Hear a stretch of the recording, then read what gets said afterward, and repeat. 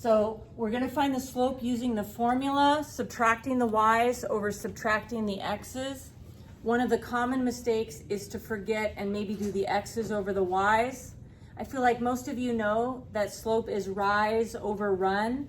And if you can say that to yourself, you can remind yourself that in the numerator, it's about the y's. Because rise is like your y-axis, over run is your x-axis. So we're gonna subtract the y's over subtracting the x's. I'm gonna go ahead and call this one my first point. So that means that this is my first x, and this is my first y. And then I'm gonna call this my second point. So this will be my second x and my second y. If we just go directly with the formula and subtract the y's over the x's, the formula says put y sub 2 first, so I'm going to put the number 5 right there, and then minus y sub 1, and my y sub 1 here is the number 7, so I'm going to put that one here, over x sub 2 minus x sub 1, so my x sub 2 is negative 8, and my x sub 1 is negative 4.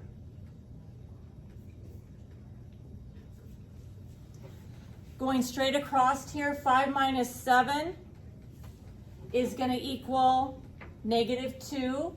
Minus minus is a plus, so negative 8 plus 4 is negative 4. And then if you have a negative over negative, that's a positive. And then 2/4 simplifies to 1/2. You could divide the top by 2 and get 1, the bottom by 2 and get 2. So my slope is 1/2. But it really doesn't matter which point that you call first point, second point. If I took these and I move this point over here and this point over here, right? Then all of a sudden, this one's my x1, this is my y1.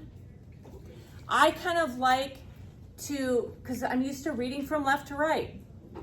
So if I read from left to right, for me, it makes more sense to just quickly pre-put in my fraction bar with my subtractions and then just go straight across. The y, the first y would be 7, going straight across. The next y is 5. And then going straight across, x is negative 4. And then negative 8. I don't really think that much about the formula. I just pre-put in my fraction bar with my minuses and then put the first y I come to, and then the second y I come to, then the x, and then the x. When I go ahead and subtract 7 minus 5, I get 2, and negative 4 minus a negative 8. Negative 4 plus 8 is 4. The fraction 2 over 4 is 1/2. Notice I get the same answer. So it doesn't matter if you decide to do 7 minus 5 or 5 minus 7. You just have to be consistent. If you do 5 minus 7, then you need to do negative 8 minus 4. But if you do 7 minus 5, then you're going to do negative 4 minus 8. So whichever one seems more convenient, and then simplify.